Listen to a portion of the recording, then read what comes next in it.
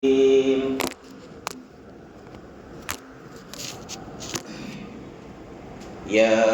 أيها الذين آمنوا اتقوا الله حق تقاته ولا تموتن إلا وأنتم مسلمون. يا أيها الناس اتقوا ربكم الذي خلقكم من نفس واحدة وخلق منها زوجها وبث منهما رجالا كثيرا ونساء واتقوا الله الذي تساءلون به والأرحام إن الله كان عليكم رقيبا. يا أيها الذين آمنوا اتقوا الله وقولوا قولا سديدا يصلح لكم أعمالكم ويغفر لكم ذنوبكم ومن يطع الله ورسوله فقد فاز فوزا عظيما. أما بعد فإن خير الحديث كتاب الله وخير الهدي هدي محمد صلى الله عليه وسلم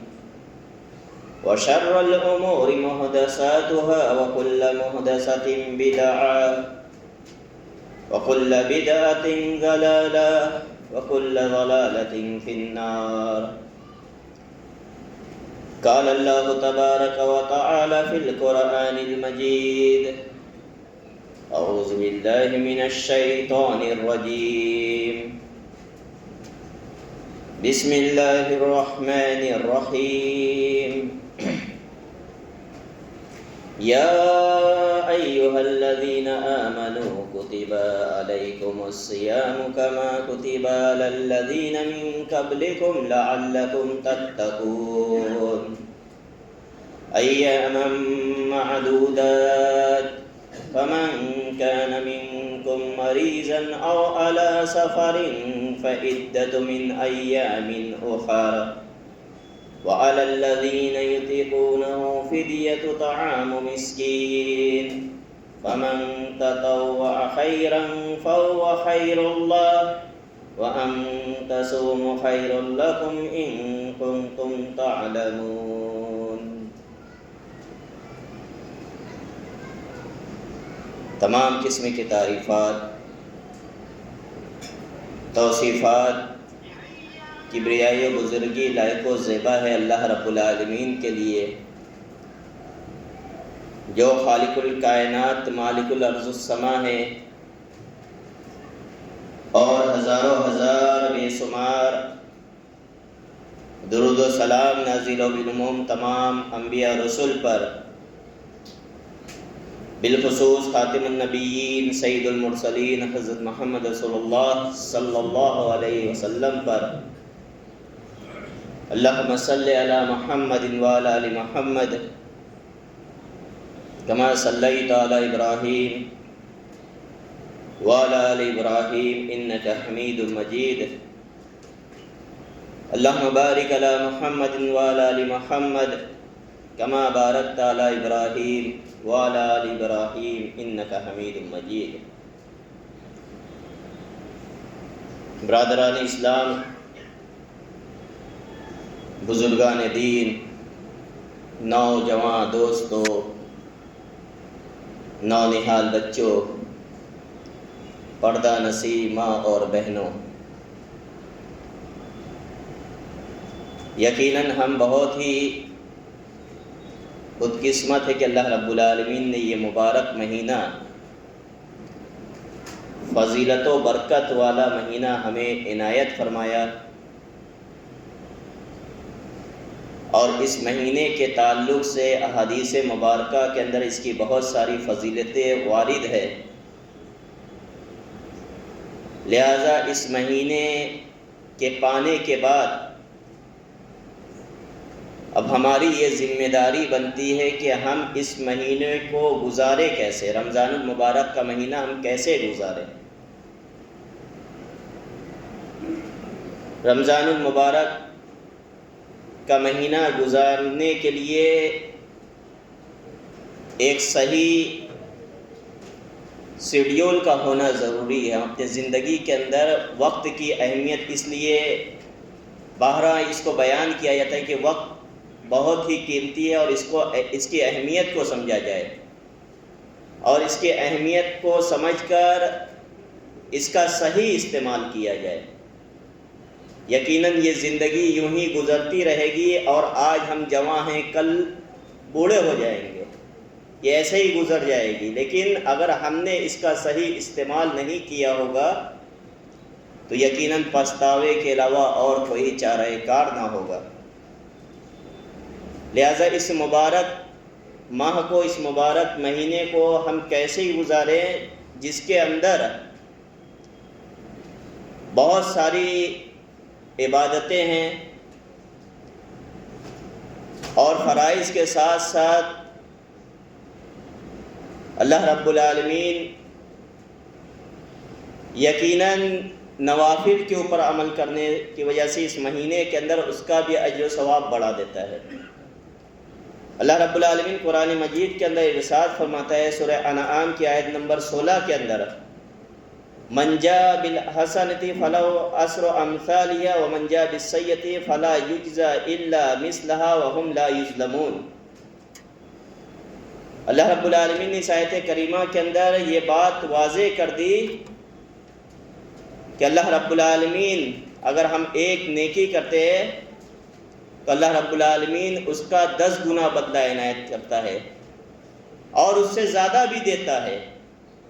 لیکن ہم سے ایک برائی اگر سرزد ہو جاتی ہے، گناہ ہو جاتا ہے، تو اللہ رب العالمین اس کے اندر اضافہ نہیں کرتا. یقیناً یہ اللہ رب العالمین کی ذات ہے جو بہت زیادہ غفور الرحیم ہے کہ اللہ رب العالمین ہم نیک عمل کرتے ہیں تو اس کو بڑھا چڑھا کر اس کا ثواب دیتا ہے، اور بتقاضۂ بشریت ہم سے اگر کوئی گناہ سرزد ہو جاتا ہے تو اس کا گناہ بڑھا چڑھا کر اللہ رب العالمین نہیں لکھتا، بلکہ اللہ رب العالمین نے ان لوگوں کے تعلق سے جو لوگ برائی کا ارادہ رکھتے ہیں تو فرشتے کو اپنے حکم دیتا ہے اللہ رب العالمین ان کے اوپر نظر رکھو، ان کے اوپر نظر رکھو، انما ترکھا من جرایا، اگر وہ میرے خوف کی وجہ سے، میرے ڈر کی وجہ سے گناہ چھوڑ دیں. دلوں کے اندر کسی برائی کا خیال آ جانا، اس کے اوپر اللہ رب العالمین پکڑ نہیں کرتا جب تک وہ چیز آپ کے جسم کے کسی عضو سے اس کا صدور نہ ہو جائے. اللہ رب العالمین تب تک اس کے اوپر گرفت نہیں کرے گا. اگر آپ کے دلوں کے اندر وسوسہ آتا ہے تو وسوسہ تو شیطان کا کام ہے، دلوں کے اندر وسوسہ کو ڈالنا، لہذا اللہ رب العالمین اس کے اوپر پکڑ نہیں کرتا. لیکن اگر ہم کسی نیک کام کرنے کی نیت کرتے ہیں، صرف نیت کرتے ہیں اور وہ کام ہم سے نہیں ہو پاتا، لیکن نیت ہماری ہوتی ہے کہ ہم یہ کام کریں گے انشاءاللہ، تو اللہ رب العالمین اس کے اوپر بھی اجر دینے کے اوپر قادر ہے. لہذا اللہ رب العالمین نے ارشاد فرمایا ان ربنا لغفور شکور، بے شک آپ کا رب جو ہے بہت زیادہ معاف کرنے والا اور قدر دان ہے. بہت زیادہ اللہ رب العالمین آپ کے اعمالوں کی قدر کرنے والا ہے. اللہ نے ہمیں ایک موقع عنایت کیا ہے، یہ موقع یقیناً ہمارے لیے بہت زیادہ غنیمت ہے. اگر ہم نے اس موقع کا بھرپور فائدہ نہیں اٹھایا تو بد نصیب ہیں جو اس موقع کا صحیح ہم فائدہ نہ اٹھا پائیں. بد نصیب ہیں کہ ہم نے اس کا صحیح استعمال نہ کیا ہو. اللہ کی ایک صفت جو اللہ رب العالمین کی صفت ہے وہ کریم ہے، کریمانہ صفت ہے. اللہ رب العالمین دنیا کے اندر وہ کریمانہ انصاف بندوں کے اندر اللہ رب العالمین کرتا ہے. اللہ رب العالمین ظلم کرنے والا نہیں ہے. لہذا اس ماہ مبارک کو ہم غنیمت سمجھیں اور اس کا صحیح استعمال کریں، اس کو صحیح سے گزارنے کی کوشش کریں. اس کے اندر بہت سارے اعمال ہیں جو بڑے بڑے اعمال جس کو اللہ رب العالمین نے ہمارے اوپر فرض کیا. سورہ بقرہ کی وہ آیت کریمہ میں نے ابھی آپ حضرات کے سامنے خطبہ مسنونہ کے بعد تلاوت کی کہ اللہ رب العالمین نے آپ کے اوپر روزے کو فرض کیا. روزہ کے تعلق سے ہمیں معلوم ہے اور اس کے بہت سارے مسائل بھی ہیں. اس کے بہت سارے مسائل ہیں، اور آج اس ترقی یافتہ زمانے کے اندر بہت سارے لیکچرر کے لیکچر تقریر کے شکل میں، شارٹس کلپ کے شکل میں آج سوشل میڈیا کے اوپر موجود ہے۔ آپ کو کوئی مسائل جاننا ہو تو آپ کو ادھر ادھر بھاگنے کی ضرورت نہیں ہے، آپ کو اللہ رب العالمین نے نعمت کے طور پر آپ کے ہاتھ میں اللہ رب العالمین نے عنایت کر دیا ہے۔ آپ چاہیں تو اس کا صحیح استعمال کرتے ہوئے آپ بہت ساری جانکاری حاصل کر سکتے ہیں، آپ مسائلوں کو جان سکتے ہیں، آپ علم کو سیکھ سکتے ہیں اس کے ذریعے سے، اور اگر آپ چاہیں تو اس کا غلط استعمال کر کے اپنی آخرت کو برباد کر سکتے ہیں۔ لہذا مسائل تو بہت زیادہ ہیں، لیکن ہمیں اس رمضان کو گزارنا کیسے ہے؟ کچھ ایسے اعمال ہیں جو نظر کے اندر اگر دیکھا جائے تو بہت بڑے نہیں، لیکن اس کا اجر ثواب بہت زیادہ ہے۔ اس کا اجر ثواب اس رمضان المبارک کے مہینے کے اندر اگر اس کے اوپر ہم عمل کرتے ہیں تو اس کا اجر ثواب بہت زیادہ ہے۔ ایک روزے کے بعد، روزہ تو ہر ایک مسلمان عاقل و بالغ کو رکھنا ہی ہے، اس کے اوپر فرض ہے۔ جس کو رخصت دی گئی اس کا بھی تذکرہ اللہ رب العالمین نے اسی آیت کریمہ کے اندر اس کی بھی وضاحت کر دی۔ فَمَنْ شَهِدَ مِنْكُمُ الشَّهْرَ فَلْيَصُمْ وَمَنْ كَانَ مَرِيضًا أَوْ عَلَى سَفَرٍ فَعِدَّةٌ مِنْ أَيَّامٍ أُخَرَ۔ مریض کے اندر بھی اس کی بھی بہت لمبی چوڑی اس کی تفصیل ہے، اس کو وضاحت کرنا پڑے گا، لیکن عمومی طور پر یہ جان لیا جائے کہ جو سفر کی حالت میں ہو، جو مریض ہو، کسی بھی ناحیے سے مریض ہو یا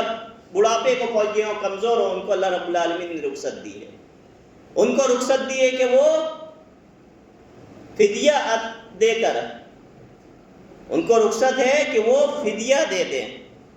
یعنی کہ ایک مسکین کو کھانا کھلا دیں۔ یا اللہ رب العالمین نے آپ کو زیادہ عنایت کیا ہے تو 2-4 مسکینوں کو کھانا کھلا دیں جو بڑھاپے کے عالم کو پہنچ گئے ہیں، جو بوڑھے ہو گئے ہیں، ان کا جسم، ان کی ہڈیاں وہ جواب دے چکی ہے، اور اس کے باوجود اگر وہ روزہ رکھنے کی کوشش کرتے ہیں اور روزہ ان سے نہیں رکھا جاتا تو پھر وہ اپنے آپ کے اوپر ظلم کر رہے ہیں۔ یرید اللہ بکم الیسر، اللہ رب العالمین نے آگے آیت کریمہ کے اندر یہ بات وضاحت کی، یرید اللہ بکم الیسر ولا یرید بکم العسر، اللہ رب العالمین کا ارادہ تمہارے ساتھ آسانی کا ہے، سختی کا نہیں ہے۔ اللہ رب العالمین نے روزہ فرض کیا تو اس کے ساتھ اللہ رب العالمین نے جس کے اللہ رب العالمین نے رخصت دی اس کی بھی وضاحت کر دی کہ تمہارے ساتھ کوئی سختی نہ ہو جائے،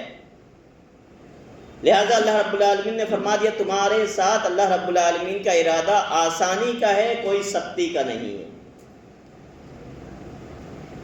لہذا اس ماہ مبارک کے اندر ہمیں جو روزے کے علاوہ جو عبادتیں سر انجام دینی ہے وہ ہے قیام اللیل، یعنی تراویح کی نماز باجماعت ادا کرنا،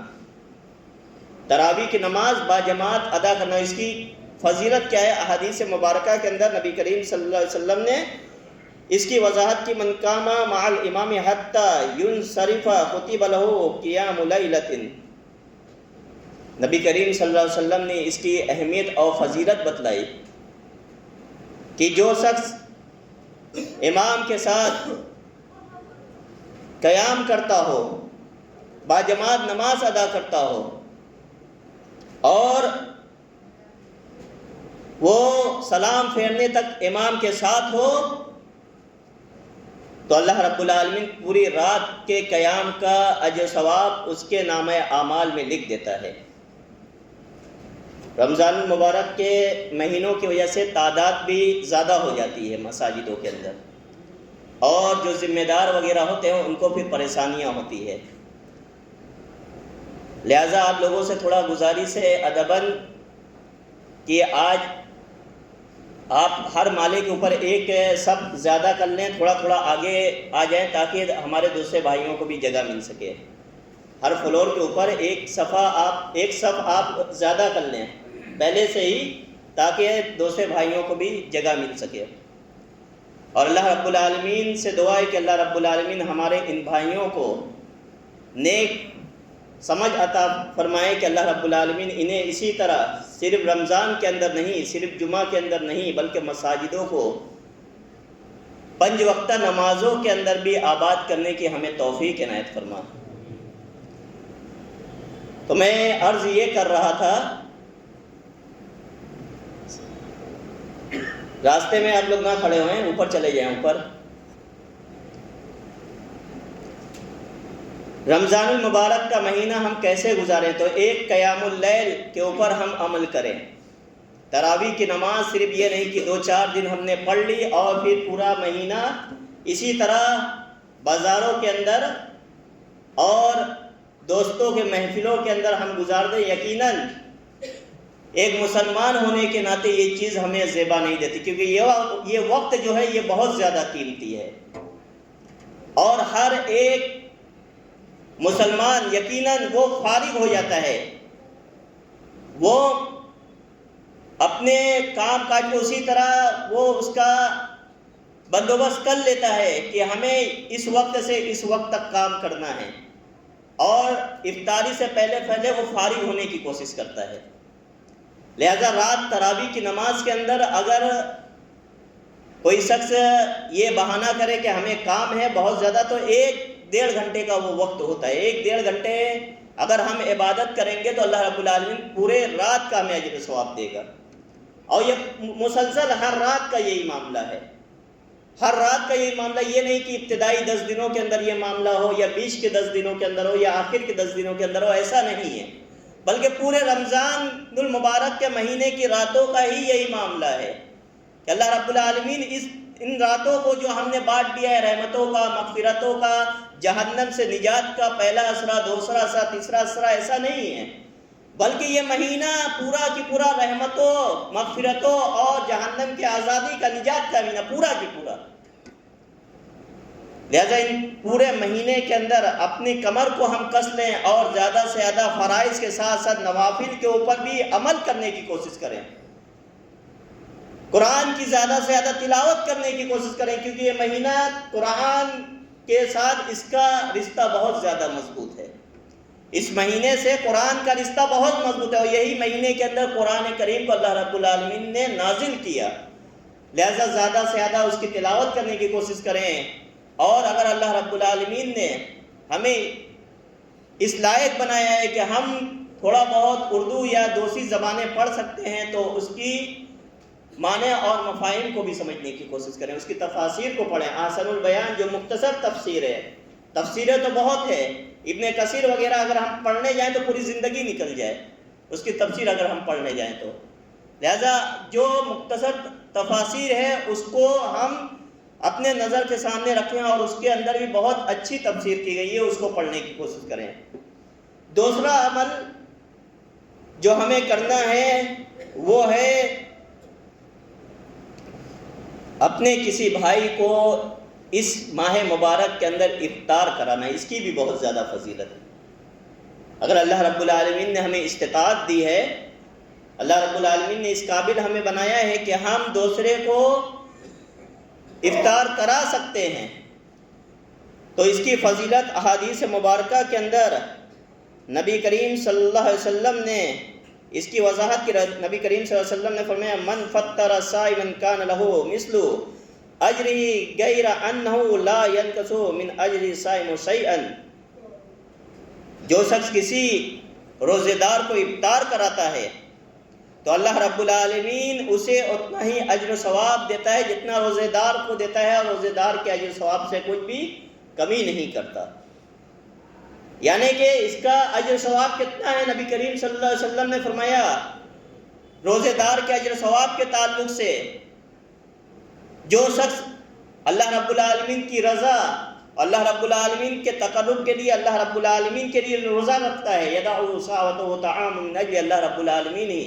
اس کا اجر دینے والا ہے، جو اپنے بھوک پیاس کو برداشت کرتا ہے اللہ کے لیے، دکھلاوے کے لیے نہیں، تو اللہ رب العالمین ہی بہتر جانتا ہے کہ وہ کتنا اس کو اجر ثواب دے گا۔ لہذا ایک روزے دار کو روزہ افطار کرانے والے کو بھی اللہ رب العالمین اتنا ہی اجر ثواب عنایت کرنے والا ہے۔ لہذا ایسا نہ ہو کہ اللہ رب العالمین نے ہمیں مال و دولت سے نوازا ہو اور ہم صرف افطار کرنے والے میں سے ہوں، افطار صرف کرنے والے میں سے نہ ہو، جتنی بھی استطاعت دی اللہ رب العالمین نے 100 200 500 کی، آپ کو اللہ رب العالمین نے جو استطاعت دی ہے، ایک روح افزے کے بوتل کی استطاعت دی ہے، 2-4 کلو چینی اور نیمبو کی استطاعت دی ہے، آپ اس کے اندر حصہ لینے کی کوشش کریں۔ اللہ رب العالمین آپ کی وسعت و طاقت کو دیکھتا ہے۔ اللہ رب العالمین آپ یہ نہیں دیکھتا کہ کون زیادہ کون کم خرچ کرتا ہے، آپ کی طاقت کے حساب سے اللہ رب العالمین اجر دینے والا ہے۔ لہٰذا اس کے اندر بھی بڑھ چڑھ کر حصہ لینے کی کوشش کیجیے۔ صرف روزہ افطار کرنے والے میں نہ ہوئیے، بلکہ روزہ افطار کرانے والے میں بھی شامل ہونے کی کوشش کیجیے۔ اسی طرح قرآن مجید کے تعلق سے جیسا کہ بتلایا گیا، شہر رمضان الذی انزل فیہ القرآن ھدی للناس وبینات من الھدی والفرقان، رمضان کا ہی وہ مہینہ ہے جس کے اندر اللہ رب العالمین نے اس قرآن کو نازل کیا۔ یہ 2 عمل کے بعد روزہ رکھتے ہیں، قیام اللیل باجماعت ادا کرتے ہیں، اور اللہ رب العالمین نے اگر استطاعت دی ہے تو ہم افطاری کے اندر حصہ بھی لیتے ہیں، اپنے بھائی کو افطار کرانے کی کوشش بھی کرتے ہیں۔ اس کے بعد جس سے ہمارا رشتہ اس ماہ مبارک کے اندر مضبوط ہونا چاہیے وہ قرآن سے، اور اس کے تعلق سے نبی کریم صلی اللہ علیہ وسلم نے فرمایا، من قرأ حرفا من کتاب اللہ فلہ بہ حسنۃ والحسنۃ بعشر امثالها، لا اقول الف لام میم حرف ولکن الف حرف ولام حرف ومیم حرف۔ نبی کریم صلی اللہ علیہ وسلم نے فرمایا کہ جو شخص کتاب اللہ کا یعنی قرآن مجید سے ایک حرف کی تلاوت کرتا ہے، ایک حرف کی تلاوت کرتا ہے، اللہ رب العالمین اسے 10 گنا اجر عنایت کرتا ہے، 10 گنا اجر عنایت کرتا ہے۔ اور اللہ رب العالمین نے، نبی کریم صلی اللہ علیہ وسلم نے فرمایا کہ میں یہ نہیں کہتا کہ الف لام میم ایک حرف ہے، بلکہ الف لام میم میں 3 حرف ہے، الف ایک الگ حرف ہے، لام الگ حرف ہے، اور میم الگ حرف ہے۔ یہ 3 حرف ہوئے، صرف الف لام میم پڑھنے کی وجہ سے اللہ رب العالمین 30 نیکیاں آپ کے نامہ اعمال میں لکھ دیتا ہے۔ اور اگر ہم 1-2 رکوع قرآن کی تلاوت کریں، 1-2 صفحہ پڑھیں یا چھوٹی سی سورت ہی پڑھیں، اور اللہ رب العالمین دیکھتا ہے کہ آپ کس مقصد سے پڑھ رہے ہیں، آپ اس کو سمجھنے کے مقصد سے پڑھیے۔ اگر آپ اس کو سمجھنے کے مقصد سے پڑھ رہے ہیں، آپ نے 10 یقیناً تلاوت کے جو فضیلت ہے، جو تلاوت آپ کریں گے اس کا اجر ثواب آپ کو ملے گا، لیکن اگر آپ یہ سمجھتے ہیں کہ ہم نے 5-6 مرتبہ قرآن پورا مکمل کر لیا رمضان کے اندر، لیکن ہمیں سورہ فاتحہ کا بھی ترجمہ نہیں آتا، 5-6 مرتبہ ہم نے قرآن کو مکمل کیا، لیکن سورہ فاتحہ کے اندر جو ہر نماز کے اندر وہ تلاوت کی جاتی ہے اس کا بھی اگر ترجمہ نہیں آتا ہو تو یقیناً اس کا وہ اجر ثواب ہمیں نہیں ملے گا۔ اگر ہم نے اس کو سمجھ کے پڑھا ہوگا، سمجھ کے پڑھا ہوگا، اور بھلے ہم نے 1-2 پارہ ہی کیوں نہ ختم کیا اور رمضان کے، لیکن اس کو ہم نے سمجھا ہوگا تو بہت سارے مسائل ہم اس کے ذریعے سے سمجھیں گے۔ اور پھر قرآن کو جب ہم قیام اللیل کے اندر، تراویح کے اندر سنیں گے تو اس ایک الگ لذت محسوس ہوگی، کیونکہ یہ عربی زبان کے اندر قرآن ہے، اور عربی ہماری زبان نہیں ہے، ہم اس کو نہیں سمجھ سکتے، اس کے لیے ہمیں اپنی مادری زبان کے اندر اس کا ترجمہ پڑھنا پڑے گا، اس کی تفاسیر پڑھنی پڑے گی، تب جا کر ہم اس کو سمجھیں گے۔ لہذا اگر ہم اس کو سمجھیں گے، اس کے معنی کو سمجھیں گے تو ایک الگ لذت ہمیں محسوس ہوگی جب ہم سنیں گے، اور اکتاہٹ کے ہم شکار نہیں ہوں گے۔ لہذا تیسرا عمل یہ ہے کہ ہم اپنا رشتہ اس ماہ مبارک کے اندر قرآن سے زیادہ مضبوط بنانے کی کوشش کریں، اور زیادہ سے زیادہ قرآن کی تلاوت کرنے کی کوشش کریں۔ نبی کریم صلی اللہ علیہ وسلم نے فرمایا کہ جو شخص قرآن کی تلاوت کرتا ہے، ماہر ہے قرآن کے اندر، اور بہت زیادہ وہ تلاوت کے اندر ماہر ہے، وہ قرآن کی تلاوت کرتا ہے، اللہ رب العالمین اس کو اجر عنایت کرنے والا ہے۔ لیکن جو مشقت کے ساتھ پڑھتا ہے، جو ٹھہر کے ساتھ کے پڑھتا ہے، اٹک اٹک کے پڑھتا ہے، اس کی زبان اس کا ساتھ نہیں دیتی ہے، تو اس کو اللہ رب العالمین اور اجر ثواب عنایت کرنے والا ہے۔ نبی کریم صلی اللہ علیہ وسلم نے فرمایا، اقرا ورتقی ورتل کما کنت ترتل فی الدنیا فإن منزلک عند آخر آیت تقرأها۔ نبی کریم صلی اللہ علیہ وسلم نے فرمایا، قرآن کے قاری کے لیے، قرآن کے تلاوت کرنے والوں کے لیے کہ آپ قرآن کو پڑھتے جائیں، اپنے منزل کو آپ چڑھتے جائیں، آپ کی منزل وہاں ہوگی جہاں آپ آخری آیت پڑھ کر آپ رکیں گے۔ آپ جہاں تک پڑھتے جائیں گے اللہ رب العالمین آپ کی منزل کو طے کرتا جائے گا، آپ کو بلند کرتا جائے گا، آپ کو اللہ رب العالمین بلند و بالا مرتبے کے اوپر فائز کرتا چلا جائے گا، اور آپ جہاں پر رکیں گے وہی آپ کی آخری منزل ہوگی۔ لہذا قرآن کی تلاوت کا اس قدر اللہ رب العالمین اس قدر بدلہ دینے والا ہے۔ اسی طرح قرآن کے اندر ہمیں سستی بھی نہیں کرنی چاہیے۔ اللہ رب العالمین قرآن مجید کے اندر ارشاد فرماتا ہے سورہ محمد کی آیت نمبر 24 کے اندر، افلا یتدبرون القرآن ام علی قلوب اقفالها، یہ قرآن کے اوپر غور و فکر کیوں نہیں کرتے، قرآن کے اوپر تدبر کیوں نہیں کرتے؟ کیا ان کے دلوں کے اوپر قفل پڑے ہوئے ہیں، تالا لگ گیا ہے کہ یہ قرآن کو سنتے ہیں اور پھر وہ اس کے اوپر عمل نہیں کرتے؟ قرآن کو سنتے ہیں لیکن ان کے قرآن ان کے کانوں تک پہنچتا تو ضرور ہے، لیکن ان کے عملی زندگی کے اندر وہ چیز نظر نہیں آتی، عملی زندگی کے اندر وہ چیزیں نظر نہیں آتی۔ لہٰذا یہ کچھ اعمال ہیں جو عمل ہم اگر اس ماہ مبارک کے اندر اگر ہم اس کے مطابق عمل کریں گے تو یقیناً ہم اپنے رمضان کو اچھے طریقے سے گزار سکیں گے۔ سب سے پہلی چیز روزہ تو رکھنا ہی، روزہ کے ساتھ ساتھ صدقہ و خیرات کے ساتھ ساتھ قیام اللیل کے ساتھ ساتھ ہمیں اپنے بھائیوں کا خیال رکھنا ہے، اپنے بھائیوں کا خیال رکھنا ہے، کسی ضرورت مند کی ضرورت کو پورا کرنا ہے، کسی محتاج اور مسکین کی ضرورت کو پورا کرنا ہے۔ اگر کوئی ہمارے معاشرے کے اندر یتیم ہو، مسکین ہو، محتاج ہو، بیوہ ہو، اس کا خیال رکھنا ہے۔ آگے انشاءاللہ جیسے جیسے دن گزرتا جائے گا اور جمعے کے خطبے آتے جائیں گے تو اور زیادہ اس کے تعلق سے تفاصیل بیان کی جائے گی، زکوٰۃ کے تعلق سے اور اسی طرح قرآن کے فضیلت کے تعلق سے، صدقہ و خیرات کے تعلق سے بہت ساری عبادتیں ہیں اس ماہ مبارک کے اندر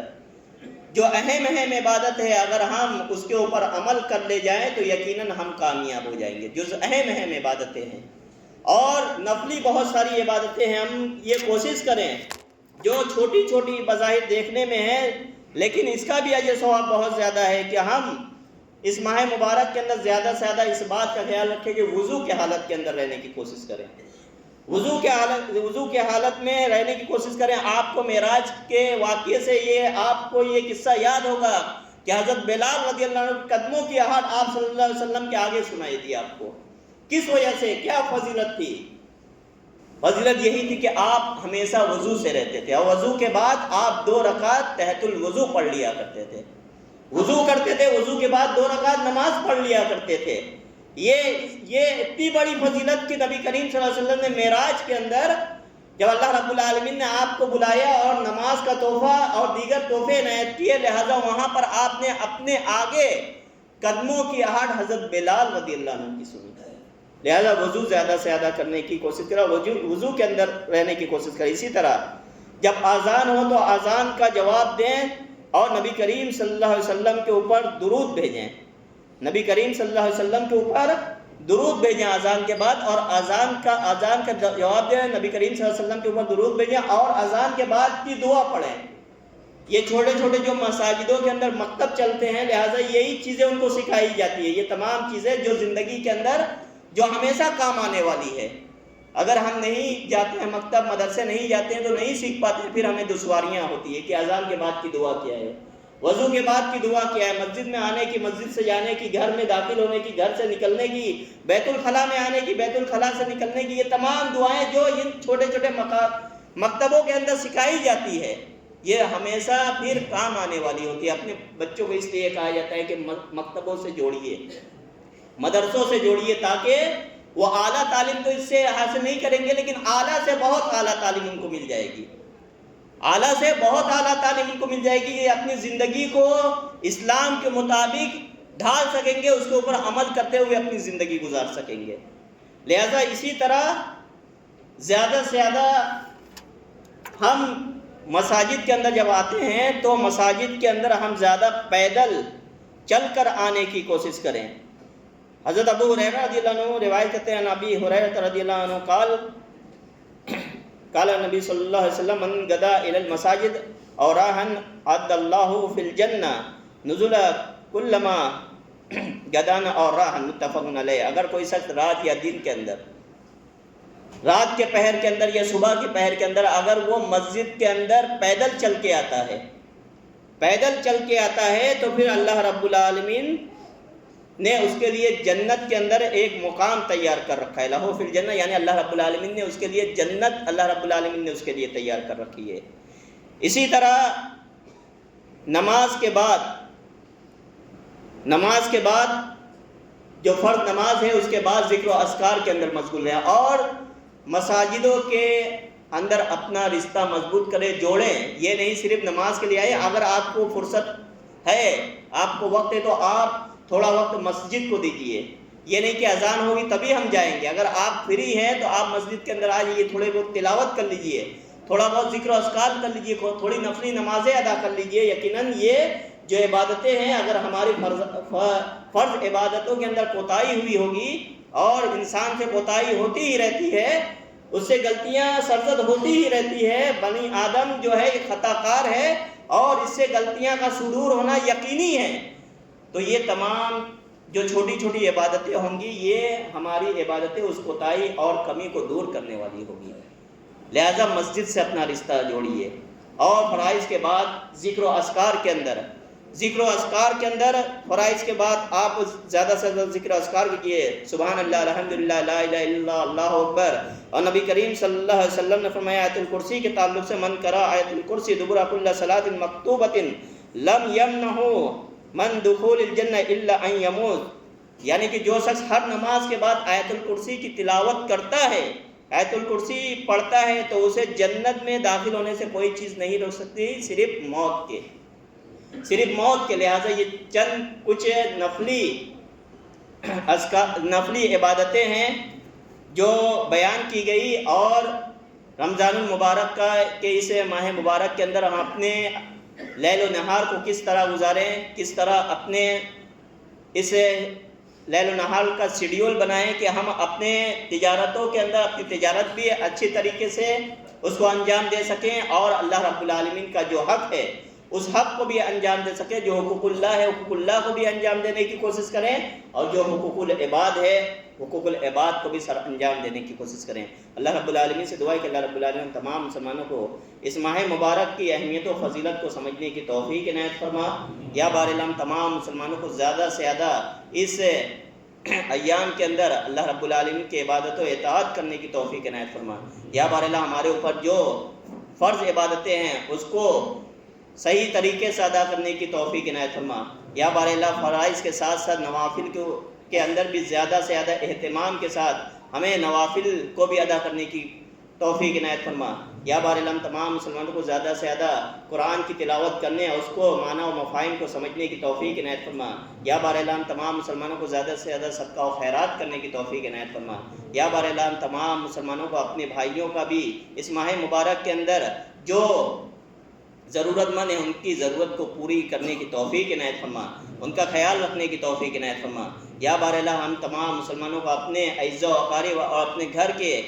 فرد، اپنے گھر کے اہل و عیال کی بھی جو ذمہ داریاں ان تمام ذمہ داریوں کو ادا کرنے کی توفیق عنایت فرما۔ یا بار اللہ ہم تمام مسلمانوں کو جب تک دار فانی کے اندر زندہ رکھ ایمان و اسلام پر باقی رکھ، اور ہمارا خاتمہ کلمہ لا الہ الا اللہ محمد رسول اللہ پر ہو۔ آمین۔ واخر دعوانا الحمدللہ رب العالمین۔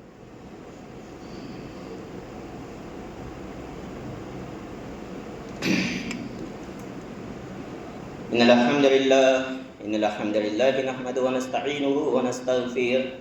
ونعوذ بالله من شرور أنفسنا ومن سيئات أعمالنا،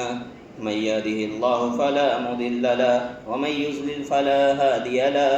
وأشهد أن لا إله إلا الله وحده لا شريك له، وأشهد أن محمدا عبده ورسوله۔ أعوذ بالله من الشيطان الرجيم، بسم الله الرحمن الرحيم، إن الله وملائكته يصلون على النبي يا أيها الذين آمنوا صلوا عليه وسلموا تسليما اللهم صل على محمد وعلى آل محمد كما صليت على إبراهيم وعلى آل إبراهيم إنك حميد مجيد اللهم بارك على محمد وعلى آل محمد كما باركت على إبراهيم وعلى آل إبراهيم إنك حميد مجيد عباد الله رحمكم الله إن الله يأمر بالعدل والإحسان وإيتاء ذي القربى وينهى عن الفحشاء والمنكر ولذكر الله أكبر الله